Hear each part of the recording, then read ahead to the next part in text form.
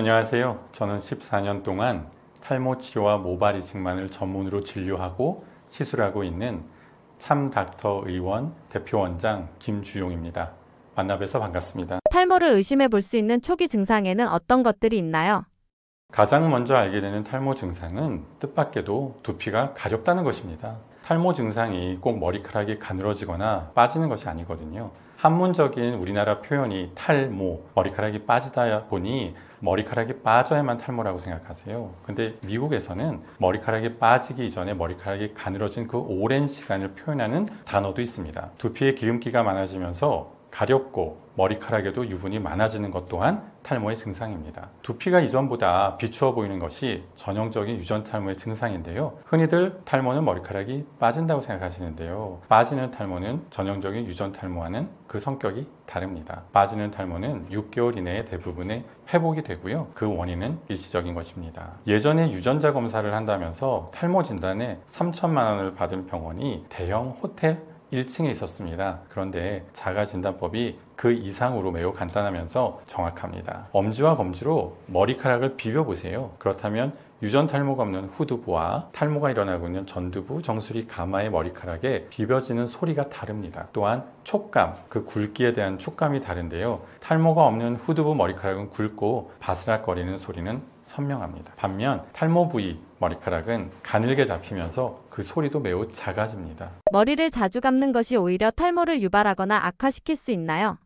머리를 감는 것은 두피 위로 튀어나온 모발을 세정하는 것이죠. 혹은 물론 두피도 세정을 합니다만 일부러 머리카락을 뽑히게 잡아당기면서 샴푸하는 것이 아니라면 머리카락과 두피를 씻어내는 행위로서 탈모가 생기거나 악화되지도 않습니다. 머리카락은 두피 아래 3에서 5mm 아래에 위치한 모근에서 자라나는 것인데요. 샴푸가 두피를 뚫고 모근에 전달되지 않겠죠. 만약에 계면 활성제인 샴푸가 모낭에 전달이 된다면 유의한 효과가 일어나기 전에 독성 때문에 쇼크 살 수도 있습니다. 머리 감는 것은 모발에 영향이 없다는 반증이기도 한데요. 같은 이유로 탈모 샴푸, 토닉 등이 탈모에 도움이 되기는 매우 어렵습니다. 전문 의약품 중에 바르는 제품은 두피를 침투하는 효과가 포함되어 있기 때문인데요.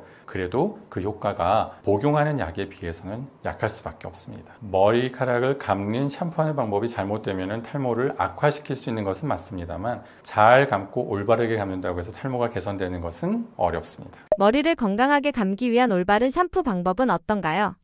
언제 머리를 감으시는지 문의를 환자분들께 하면 많은 분들이 아침에 한번 감으신다고 그래요. 저녁엔 피곤하기도 하고 귀찮기도 하실 텐데 어차피 그 다음날 아침에 감아야 되니까 그냥 주무신다는 거죠. 근데 우리가 외부에서 입었던 옷 혹은 양말은 절대 침대에 신고 들어가지 않잖아요. 그런데 하루 종일 외부에서 직사광선, 미세먼지, 매연, 그리고 두피의 유분, 각질 등에 의해서 겹치고 쌓여져 뭉쳐버린, 이것이 산화되었다고 표현하는데요. 그 찌꺼기들을 하얀 침대에 가져가고 싶지는 않으실 거 아니에요. 그 상태로 두피를 씻지 않고 잠이 들면 수면 중에는 저희가 대사가 일어나지 않기 때문에 그 두피의 상태가 악화되는 것입니다. 모공이 보다 막힐 것이고요. 두피 염증은 심해질 것이고요. 위생청결엔 당연히 문제가 되겠죠. 하루에 한 번을 머리를 감으신다면 저녁에 감으셔야 되는데 대부분 아침에는 반드시 감으셔야 되잖아요. 그렇다면 이제부턴 하루에 2번 아침과 저녁에 감으시면 됩니다. 또한 머리 감을 때는 힘을 주지 마시고요. 절대 젖은 머리를 빗질하는 일은 없으셔야 되겠습니다. 사실 엉켜있는 머리카락을 빗질로 푼다는 얘기는 머리를 잡아당겨서 뽑는다는 뜻이거든요. 그리고 빗에 뽑혀있는 머리카락을 청소를 하시는데 이거 너무 마음 아픕니다. 이거는 절대 한 번에도 있어서는 안 되는데요. 그렇게 억지로 잡아 뽑힌 머리카락은 한 5번 넘고 8번 정도 넘으면 연고 제모가 있습니다. 그래서 저는 여기에 아주 외톨이 수염이 하나 있었는데요. 한 8번 뽑았더니 지금은 깔끔하게 나지를 않습니다. 그래서 잡아당겨서 견인성 탈모를 일으키는 일은 없으셔야겠습니다. 두피와 모발은 인체에서 기름기가 가장 많습니다. 세정력이 충분한 샴푸를 이용해서 깨끗하게 세정하시는 것이 필요합니다. 샴푸를 안 쓰시거나 조금 쓴다거나 하는 일은 매우 불필요한 주의사항이 되겠습니다. 오히려 세정이 부족하면 두피에 염증을 일으키는 등 문제 발생이 된다는 사실을 기억하세요. 그 탈모가 있는 환자분들의 가장 큰 오해가 염색 혹은 펌어, 머리를 자주 감으면 탈모가 생기거나 악화된다고 생각하시는데 거의 혹은 전혀 상관이 없는 이야기입니다. 머리 자주 감으세요. 대신에 잡아 뽑지만 마십시오. 이건 하면 안 된다 하는 탈모를 부르는 최악의 머리 감기 습관으로는 어떤 게 있나요? 아무래도 탈모라는 것은 머리카락이 빠지는 한 가지 증상에 대한 것이다 보니까 반복되는 중요 사항들이 나타나게 됩니다. 유전에 의한 탈모 외에 어떤 행동으로 탈모를 일으키는 것은 머리카락을 강하게 잡아당기는 것입니다. 어린 여자아이들 머리카락을 힘있게 잡아당겨서 눈이 찢어지게 당기는 어머님들을 보면요, 그 10세 이상의 아이들 중에 앞머리 높이가 뒤에까지 후퇴된 경우를 저는 종종 봅니다. 그 이유가 견인성 탈모를 일으키는 그 어머님의 잡아당기는 잘못된 행동 때문입니다. 아이가 앞머리가 넓어진 것은 어머님의 책임이라고 하면 얼마나 마음이 아프시겠어요. 비슷하게 샴푸 중에 젖은 머리카락을 빗질하는 것 안 되는 거 이젠 아시죠? 아니어도 뭉치거나 꼬인 젖은 머리카락을 빗어내면 한 움큼씩 빠지는 거 알고 계시잖아요. 근데 왜 그 행동을 지속하고 계실까요? 물론 빠질 머리카락이 빠질 수도 있겠으나, 물론 빠져야 되는 하루에 100모 정도 빠진다는 휴지기 탈모 머리카락이 나온 것일 수도 있겠지만, 사실은 잡아당겨서 뽑혀버린 머리카락도 포함되어 있거든요. 그런 행동이 반복이 되면 영구적인 탈모가 됩니다. 앞으로는 안 하실 거죠? 도브 비누로 머리를 감으면 탈모에 도움이 된다는데 정말인가요? 우리는 어느 부위에서 탈모가 생기는지를 알고 있습니다. 머리카락이 끊기거나 자멸하는 것이 탈모가 아니죠. 모근에서 머리카락의 성장이 퇴화하여 가늘어지다가 탈락하는 것이 탈모입니다. 그렇다면요, 좋은 비누로 두피와 모발을 감는 것이 탈모를 예방하거나 개선이 될까요? 제가 생각하기에는 다소 어려움이 있습니다. 그렇다고 부정적으로 말씀드리는 것도 속상한 분이 있을 거예요. 왜냐하면 그동안 좋은 비누로 탈모를 관리했다고 믿는 분들이 있을 테니까요. 탈모가 생기면 두피에 유분기가 늘어나서 염증이 생기게 됩니다. 이에 대하여 순한 비누로 세정을 하면 좋지 않을까라는 그 발상이 좋은 비누로 혹은 순한 비누로 머리를 감으면 탈모에 도움이 된다는 시작입니다. 물론 자극이 적은 세정제를 사용하는 것이 좋습니다. 아무래도요, 인체 피부, 두피는 나약하니까요. 그러나 반대로 세정력이 부족하여 위생에 문제가 생겨서 염증의 발생과 악화는 주의하셔야겠습니다. 머리 감기 전에 커피를 뿌려주면 좋다고 하는데 정말인가요?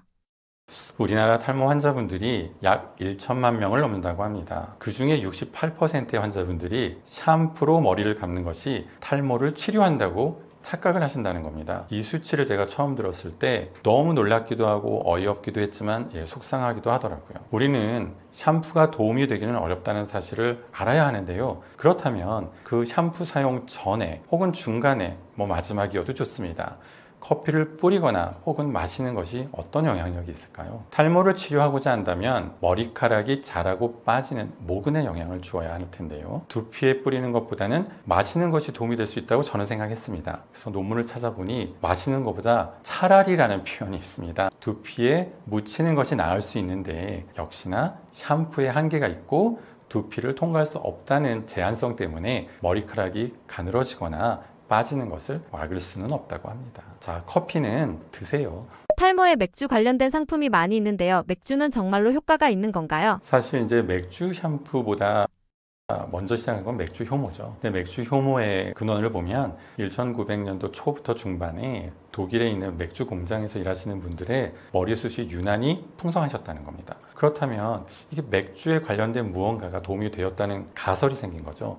근데 그 정설에 대한 팩트는 맥주를 발효시킬 때 그 발생하는 살아있는 효모의 포자들이 실내에서 뭔가 영향을 끼쳐서 그분들의 두피나 혹은 그 외의 요소에 의해서 머리카락이 풍성해진 것은 가능할 수 있습니다. 그런데 그 포자를 죽여서 갈아서 우리가 먹게 되면 이제 식품 섭취가 되거든요. 그렇다면은 먹어서 효과가 있는 것과 살아있는 포자가 저희에게 모발의 건강을 위해서 도움을 주는 것과는 기전이 전혀 다르기 때문에 우리가 맥주 효모를 말려서 갈아서 먹는 것으로는 맥주 공장에서 일하시는 분들이 가졌던 풍성한 모발을 갖기에는 부족함이 있을 수 있습니다. 원장님은 어떤 샴푸를 쓰고 계신가요? 추천해 주실 샴푸 있으신가요?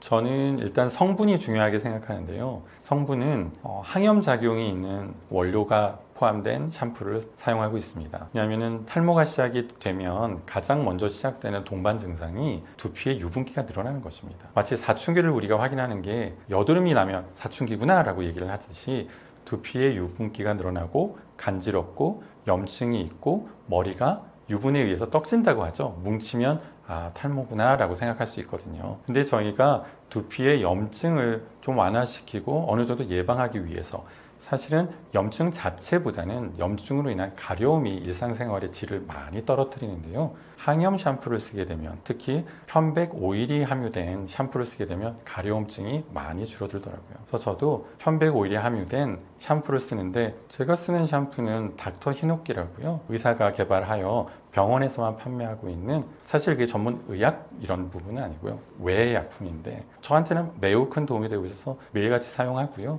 아이들이 제일 어린데 8살, 6살 된 아이 둘이 있는데요. 아이들에게도 머리 감고 얼굴 씻고 몸 씻기는데 사용하고 있는데 아무 문제가 없습니다. 현대의학으로도 탈모 관련 완치가 어려운 이유가 무엇인가요?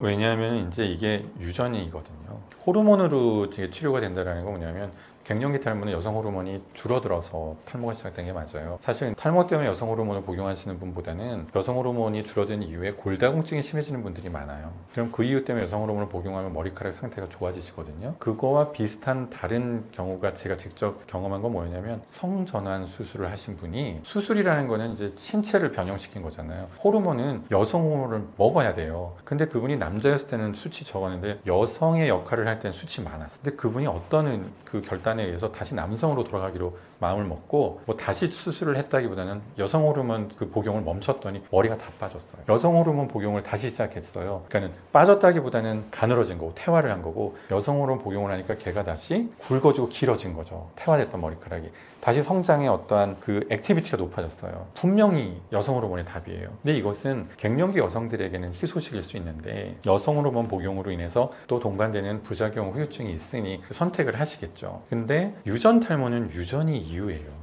호르몬이 아니에요. 그래서 탈모약이 호르몬 억제제도 아니고 호르몬 약이어서 호르몬의 레벨을 높이지도 않아요. 단지 이제 호르몬의 분자의 수용체에 어떠한 탈모를 일으키는 효소가 붙으면 탈모가 이제 일어나는 것인데, 탈모약은 경쟁적 억제자라고 해서 그 탈모를 일으키는 그 사이트에 먼저 가서 딱딱딱 붙어버리는 거죠. 그러니 말씀하신 근본적인 논리에 의하면 유전자 조작으로 유전 탈모를 어느 정도 예방하거나 치료하거나 할 수 있는데, 그 부분은 제가 여쭤봤어요. 하다못해 줄기세포 치료를 위해서 상장하신 오너의 회장님께 여쭤봤는데, 이론적으로는 가능한데요. 그나마 한 번, 두 번 정도 해보셨대요. 탈모인 직원분에게. 그리고 한 번은 저희 환자분에게 그 2천만 원에 해당하는 줄기세포 치료를 해주셨는데, 줄기세포는요, 치료의 근원이 이상적으로 바뀌어 있는, 문제가 있는 세포에 붙어서 정상 조직으로 분할을 시켜줍니다. 근데 탈모로 인해서 퇴화된 모낭세포는 정상세포예요. 단지 노화가 된 정상세포예요. 그래서 줄기세포 치료로도 효과가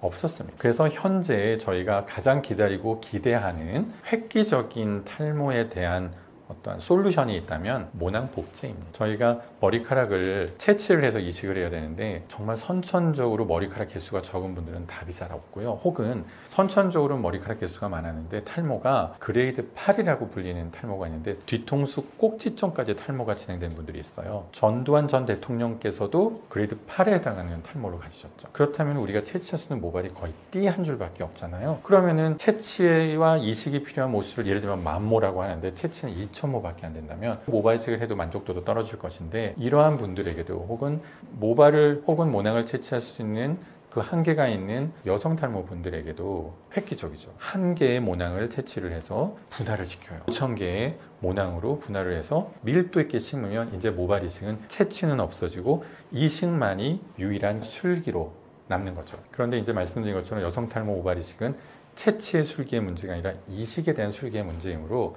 만약에 모낭 복제가 된다 손 치더라도, 지금 한국에서는 제가 압도적으로 가장 오래 가장 많이 90% 이상을 제가 수술하고 있는 거는 제가 말씀드리고 약속드릴 수 있는데, 그때 되면 이제 제가 좀 더 활성화가 되는 계기가 될 수도 있어서 저도 손꼽아 기다리고 있습니다. 근시일 내로 탈모를 정복할 가능성은 얼마나 있나요?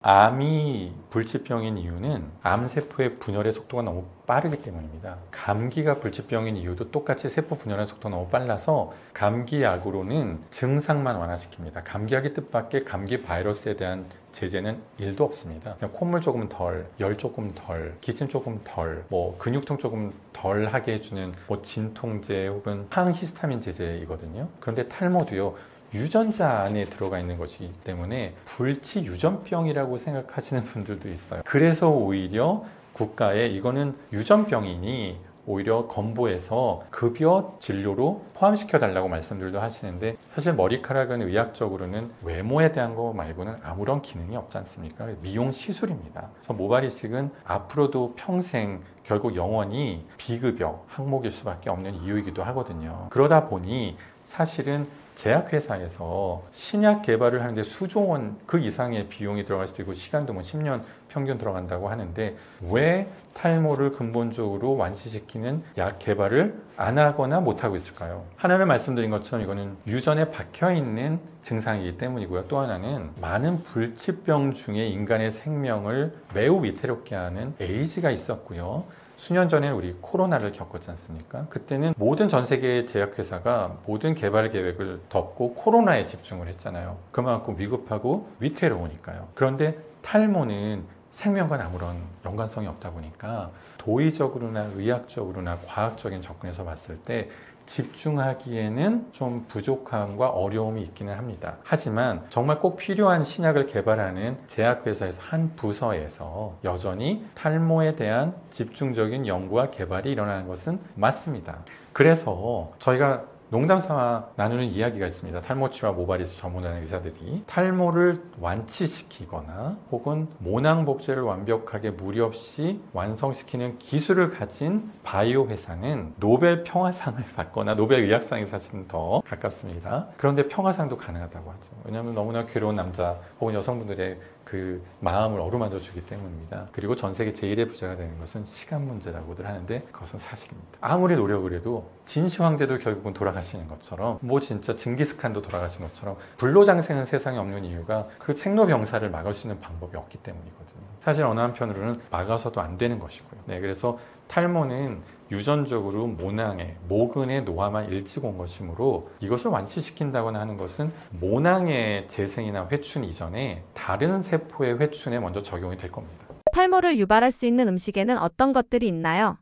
탈모를 개선하거나 완화시킬 수 있는 음식을 물어보셨을 때에는 좀 어려움이 있다고 말씀을 드렸는데 사실은 없어서 도움이 되는 것은 톡이 되는 거죠 뭐. 그래서 직접적으로 탈모를 일으키는 식품을 찾기란 어렵습니다. 다만 뭐 전문 의약품 중에서는 탈모를 유발하는 약이 있는데 후유증에 속하겠죠, 부작용이나. 하지만 그런 탈모를 일으키는 전문 의약품은 탈모보다 중요한 본 증상이나 질병에 대한 치료 효과를 위한 것이 앞서기 때문에 지속적인 복용을 하셔야 될 거고요. 또한 강한 독성을 가진 식품은 머리카락을 훼손하기 이전에 생명의 위협이 될 것이니 염려하지 않으셔도 될 겁니다. 다만 탈모를 악화시킬 수 있는 음식군은 있을 텐데요. 고지방 패스트푸드, 고당분 음식, 고염분 음식, 그리고 일반적으로 건강에 좋지 않다고 알려진 모든 식품들이 포함되긴 합니다. 그런데 만약에 뭐 저녁에 치킨을 드셨어요. 그 다음에 콜라를 마셨습니다. 그 다음에 감자튀김을 같이 드시면 고지방, 고당분, 고염식 음식을 골고루 파티를 하신 건데 그렇다고 해서 그 다음날 탈모가 시작되거나 생기는 것은 아닙니다. 저희 여성 탈모 환자분 그분이 정말 연령이 어렸어요. 19살 정도인데 2차 성징이 빨라서 15살부터 탈모가 시작된 것입니다. 치킨을 4년째 한 번도 먹지 않았답니다. 그래서 제가 치료를 시작한 첫날에 가장 그 환자분을 기쁘게 할 수 있었는데 치킨 드시라고, 치킨 먹는다고 해서 머리가 더 빠지거나 가늘어지는 악화가 되는 것이 아니다 라고 하였더니 정말 좋아했습니다. 그래서 음식에 대해서는 이제 건강하게 드십시오. 그러면 모발 이전에 몸이 건강할 것이고요. 몸이 건강하면 마음도 건강합니다. 그러면은 스트레스도 좀 줄어들 것이고요. 스트레스성 탈모라도 예방이 되겠죠. 음식으로 인해서 탈모가 악화되기란 샴푸로 좋아지는 것과 똑같은 얘기죠. 이 탈모라는 게 애매한데 정확하게 가자면 답은 거기에 있습니다. 아우르려고 하니까 빙빙 돌고 애매해지는 거죠. 그러니까 남성분들이 탈모약을 드시는 탈모의 원인은 99%가 유전인 거죠. 사실은 이제 남성분들 한 30년 전에는 젊은 남성이 탈모면 아버님이 탈모세요라고 물어봤어요. 근데 한 20년 전에는 뭐 엑스링크 Y, 뭐 크로솜 이런 것 때문에 어머님이 탈모세요라고 그랬어요. 근데 요즘은 중요하지 않아요. 그러니까는 사돈의 팔촌이 어느 누구도 탈모가 없어요. 근데 내가 탈모예요. 그럼 둘 중에 하나예요. 하나, 그게 유전 탈모다. 왜냐하면 유전자는 재조합이 되기 때문에 우리 아버님도 어머님도 현재 자매 어느 누구도 탈모가 없으셔도 유전자 재조합 중에 탈모가 발현이 돼서 저한테 탈모가 온 것이 하나. 두 번째는 제가 그분들의 자식이 아닙니다. 제가 쉽게 그 간염을 예로 말씀을 드리는데, 간염은 발현자가 있죠. 근데 복균자가 있습니다. 그래서 우리 사실 정확한 매칭은 아니지만 우리 아버님과 어머님은 탈모 복균자이신데 그 두 분이 만나셔서 시너지도 나고 발현자가 된 거예요. 그 자제분이. 탈모 예방이나 완화에 도움이 되는 음식으로는 어떤 것들이 있을까요? 회복이 어려운 유전성과 호르몬성 탈모는 원인이 유전과 호르몬이므로 음식만으로 완화되거나 예방이 되기에는 한계가 있을 수 있습니다. 다만 다이어트, 스트레스, 환경 변화, 식습관 변화 등에 의한 탈모는 일시적이기 때문에 영양소가 충분하고 다양하게 포함되어 있으면서도 단백질이 많이 포함된 모발의 영양분 공급에 유리한 식품은 있겠죠. 식물성 단백질인 두부, 콩 등이 대표적이고요. 많이들 알고 계시죠? 큰 효과를 위해서는 다량의 섭취가 필요한데요. 배부르면 멈추십시오. 머리카락보다 내 몸이 더 소중하니까요. 탈모에 안 좋은 음식을 멀리하는 것이 곧 탈모 완화와 예방을 위한 식습관이 된다고 생각합니다. 커피나 맥주 샴푸가 탈모에 좋다고 하는데 정말 효과가 있나요? 집에서 만들지 않고 시중에서 판매되는 샴푸 제품도 동일한 효과를 기대할 수 있나요? 커피의 주성분은 모두가 알다시피 카페인입니다. 카페인 과다 섭취는 오히려 탈모의 원인으로 알려져 있는데요. 그 이유는 철분 흡수를 저하시키고 두피의 혈류를 저하시키기 때문입니다. 그런데 일부 연구에서 두피에 바르는 카페인 성분이 모낭에 직접 작용을 한다는 가설하에 탈모를 일으키는 DH 성분의 억제가 된다고 합니다. 그런데 여기서 주요한 단어는 직접 작용을 한다면입니다. 다시 말씀드려서 두피에 바르는 커피로 인하여 그 주요 성분인 카페인이 두피를 침투하여 모낭에 직접적으로 전달이 되어 DHT 성분을 억제를 시켜야만 가능한 것일 텐데요. 오히려 마시는 커피보다는 두피에 바르는 카페인 성분이 효과가 있을 수 있는데요. 이 이야기는 카페인을 먹거나 발라서는 효과를 기대하기가 어려울 수 있다라고 생각하시는 게 맞을 것 같습니다. 여기에 더불어서 맥주 효모에 대한 부분이 같이 설명이 될 수 있습니다. 맥주 효모는 살아있는 효모의 포자가 제한된 공간에서 또한 영향을 끼치어서 그 제한된 공간에서 일하시는 분들의 머리카락을 풍성하게 해줄 수 있었을 수는 있으나 그 효소를 갈아서 식품으로 우리가 섭취를 한다면 아무래도 차이가 있을 수 있습니다. 그래서 어떤 분들은 그 구입한 가루 형태의 맥주 효모를 으깨거나 우유도 좋고 또 이제 커피에 섞어서 그러면은 더블 임팩트 효과를 볼 수 있지 않을까라고 기대하시는 분들도 있는데, 사실 저는 더 좋은 효과는 기대와 희망이라고 생각합니다. 요즘은 미세 플라스틱에 대한 이야기가 너무 많습니다. 저희 큰아이가 근시가 좀 있어서요, 드림 렌즈라는 시력을 교정해주는 하드 렌즈를 매일 저녁에 씁니다. 그러면은 렌즈를 끼우기 전에 그리고 그 다음날 아침에 렌즈를 뺄 때 인공 누유를 반드시 점액을 하는데요. 유튜브를 보니 되게 유의한 정보가 있더라고요. 이게 플라스틱 꼭지가 있거든요. 그럼 꼭지를 따면 거기에 미세 플라스틱 가루들이 남아있는다는 겁니다. 그래서 거꾸로 기울여서 처음 한두 방울은 소모를 하고 한 세 번째 안약 방울부터 이 안구 점막에 뿌리면 미세 플라스틱에 대한 악영향을 예방할 수 있다는 것인데요. 사실 이 부분 되게 극미량이고 정말 극미세한 예약이지만 현미경적인 얘기인데도 불구하고 아니 안 좋다는데 할 이유는 또 뭐가 있겠습니까? 그래서 전 그대로 따른답니다. 마찬가지로 안 좋다는 이야기가 아닌데 좋다는 이야기인데 굳이 안 하실 필요는 없습니다. 그러나 의학 전문 혹은 의사가 처방하고 약국에서 약사가 조제하는 전문 의약품과는 그 신뢰와 효과와 영향이 엄청난 차이가 날 것이니 이 부분에 대한 이해를 사전에 하시고 사용하시면 어떨까 싶습니다. 바나나가 탈모에 좋다는 말이 있는데 어떻게 활용해야 효과를 볼 수 있나요? 바나나에 비타민 B6, 마그네슘, 그리고 칼륨, 소량의 비오틴 등이 복합적으로 탈모에 도움이 된다고 하여 시작된 이론입니다. 다만 이제 먹어서 체내에서 흡수가 되어 영양분 등이 효과를 낼 수 있다면 보다 더 좋은 효과를 낼 것이라고 생각하고요. 그 바나나를 으깨어 팩으로 만들어 머리에 뒤집어 쓴다고 하면 먹는 것에 비해서는 모낭에 전달되는 효과는 다소 떨어진다고 생각합니다. 더 큰 효과를 위해서는 바나나의 좋은 성분이 머릿결을 곱게 만들어준다는 믿음을 갖고 써보시면 어떨까 하는 생각이 들었습니다. 미녹시딜의 효과를 최대한 끌어올리기 위한 방법이 있을까요? 바르는 미녹시딜은 국제학회의 종합된 의견과 논문과 임상을 종합해 보면요, 하루 2번, 아침, 저녁, 머리카락이 아닌 두피에 직접 바르셔야만 합니다. 아침, 저녁 하루 2번으로 규정한 이유는요, 두피에 바르고 흡수가 된 제제에 한계가 있기도 하고요, 샤워를 하거나 혹은 머리를 감으면 그나마 두피에 소량 남아있는 제제가 씻겨 사라지기 때문이잖아요. 시중에 우리나라는 아마 2%와 5% 두 가지 제제만 있는 것으로 알고 있습니다만, 탈모 인구가 정말 많은 미주의 경우에는 2%, 3%, 5%, 8%, 10%, 13% 등등 15%도 있다고 들었습니다. 아주 다양한 농도의 미녹시딜이 존재합니다. 물약, 젤약, 거품약 등 그 형태도 매우 다양한데요. 역시 국제학회에서 9년이나 됐는데, 그렇다면 대부분의 분들이 그 정보를 입수해야 옳기도 하겠습니다만, 그때 결정난 논문을 종합해보면 5% 제제가 부작용과 효과를 아우러 가장 적당한 외용제로 평가를 받았습니다. 형태로는 거품이, 부작용은 최소화되고 효과는 최대로 기대할 수 있다는 결론을 맺었는데요. 그렇다면 바르는 미녹시딜에 대한 최대 효과를 위해선 5%를 거품 형태로 아침과 저녁 하루 2번 사용하시길 바랍니다. 근데 어떤 분들은 이제 효과를 극대화시키기 위해서 많이 바르세요. 머리를 푹 적시고 진득진득. 근데 이게 고혈압 약이었거든요. 혈압을 낮춘단 말입니다. 많이 쓰시는 분들의 경우에는 현기증을 경험하시는 경우가 있으니 적당량 이상은 사용하지 않으시기 바랍니다. 먹는 미녹시딜도 있다고 들었는데 외용제와 효과가 같은가요? 사용법은 어떻게 되나요? 바르는 외용제보다 먹는 미녹시딜 효과가 더 높은 것은 사실입니다.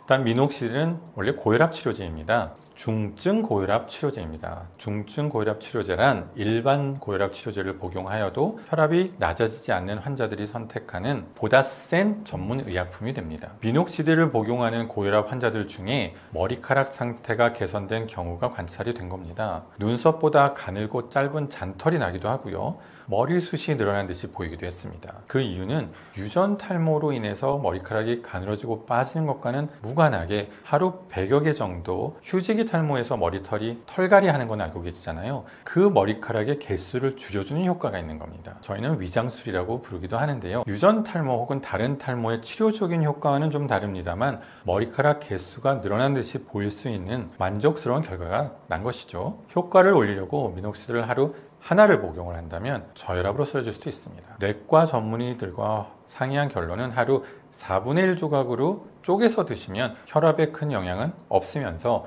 머리카락의 휴지기 탈모를 줄일 수 있는 안전한 용량이 됩니다. 만약 하루에 하나를 드시면 그거는 중증 고혈압 치료 효과를 내는 만큼의 복용량이에요. 고혈압 치료제를 탈모에 영향을 주는 약을 알면서도 하루에 하나를 드신다면, 그래서 저혈압으로 쓰러지시면 그것은 100% 전적으로 복용한 환자의 잘못입니다. 자칫 이거는 전문 의약품이고 내가 의사를 찾아가서 내가 상담을 하고 진료를 받고 처방전을 받았는데 이게 왜 내 잘못이냐고 하실 수 있는데, 고혈압 환자에게 잘못된 고혈압 치료제를 처방하여 그 환자분이 문제가 생겼다면 그 의사는 의학적인 책임을 질 수 있습니다. 그러나 의사도 환자도 전문 의약품은 고혈압 치료제로 나온 것인데 부수적인 효과로 탈모에 다소 도움이 되는 걸 알고 처방을 했잖아요. 그러면 전적으로 책임은 환자에게 있습니다. 그래서 하루에 하나를 처방한다고 하여도 4분의 1 쪽으로 나눠서 드시는 책임이 환자 본인에게 있습니다. 이 사실 모르셨죠? 매우 중요합니다. 그래서 일부 탈모 명의 혹은 탈모 성지라고 불리는 탈모약만 처방하는 병의원에서는 미녹시딜 하루 하나씩 처방하는 그 사실은 매우 위험합니다. 잊지 마십시오. 이 부분은 상당히 난해한 부분이 있어요. 10년 동안 남해에서 하루에 하나씩을 꼬박꼬박 처방을 해서 머리카락이 개선이 된 거죠. 그분은 탈모약도 하루에 2-3알을 먹여요. 그럼 이제 용량이 뭐 2배, 4배가 됐으니까 효과를 더 보는 분들이 있는데, 그거에 대한 부작용으로 아직까지 성욕 감소는 많이 겪었죠. 왜냐하면 탈모약 피나스테리드 1mg을 먹일 거를 3mg, 5mg을 먹였다면 부작용은 더 세지니까요. 미녹시딜을 하나씩 꼬박꼬박 하루에 500-600명씩도 처방을 한다는데 지난 10여 년 동안 저혈압으로 쓰러진 환자가 없었다고 주장을 합니다. 그렇다고 해서 지난 10년 동안 없었다고 앞으로 10년 동안 없는 것이 아니라 바로 내일 10명의 환자가 쓰러질 수도 있는 것이거든요. 그런데 심장내과가 됐던 내분비내과가 됐던 내과 전문의 선생님들은 이 미녹시딜 제제를 고혈압 치료제로 처방을 했을 때 수많은 부작용으로 인해서 국내에서는 거의 퇴출되다시피 하였거든요. 그렇다면 상식적으로 혈압이 정상인 분들이 심하게 혈압을 낮추는 약을 드시면 혈압이 떨어져서 문제가 돼야 되는데, 지난 10여 년 동안 그 수많은 환자들이 정상 혈압에서 하나씩 먹었는데 고혈압 환자에서 문제가 됐던 걸 겪지 않았다고 하니 그 부분은 저는 알 수가 없습니다. 그러나 확률적으로 분명히 내가 첫 환자가 될 수도 있습니다. 혈압이 저혈압이 되어 현기증으로 쓰러져서 뇌진탕으로 어떠한 치명적인 상해를 입는다고 한다면 그것은 저의 책임이라는 것만 기억하시기 바랍니다. 탈모는 자주 암과 비교가 됩니다. 본인이 탈모인 것을 처음에는 거부하고 부정합니다. 시간이 지나서 그 정도가 분명해지면 마지못해서 인정은 합니다만 여전히 아닐 수도 있다는 의심을 하다가 결국 받아들이면서 화를 내십니다. 꾸준한 치료만이 답인데도 불구하고 완치는 기대하기 어렵고요. 증상 완화를 목표로 합니다. 아무런 효과가 없는 민간요법이나 국 같은 행위도 치료로 믿고 돈과 시간을 낭비합니다. 빠지는 모발은 없이 가늘어지기만 하여 모발 사이의 개수를 늘리는 밀도 보강 수술은 불가능하다고 잘못 아시고 모발 이식 자체를 포기하시고 두피 문신을 한 환자들을 보면 가장 마음이 아픕니다. 왜냐하면 두피 문신하는 잉크에는 철가루가 무수히 섞여서 두피에 주입이 되면 면역 반응으로 오히려 머리카락은 우수수 빠집니다. 처음부터 올바른 의료진 선택만이 탈모 치료 혹은 탈모를 위한 유일한 답입니다. 이 역시 암과도 같습니다. 늙기 전에 올바른 방법으로 치료와 시술을 해야 합니다. 참닥터 의원은 한 가지 채취만으로 무리가 될 수 있는 여성 탈모, 정수리 탈모 등의 대량 이식이 필요한 환자를 위해 절개와 비절개를 복합으로 채취를 하고 있습니다. 기존모 사이에 정확하게 이식을 하여 동반 탈락이 생기지 않도록 기존모의 방향, 각도, 깊이까지 식모기와 슬릿을 아우르는 서라운드 식모가 가능합니다. 14년 동안 3만 명에 이르는 환자들을 위해 모발 이식 시술과 개인의 연령, 성별, 탈모 정도에 따른 맞춤형 탈모 치료를 집중적으로 진료해 왔습니다. 머리카락은 시간을 기다려주지 않습니다. 고민은 시간을 늦출 뿐 오직 탈모의 전문인 참닥터를 만나시기 바랍니다. 감사합니다.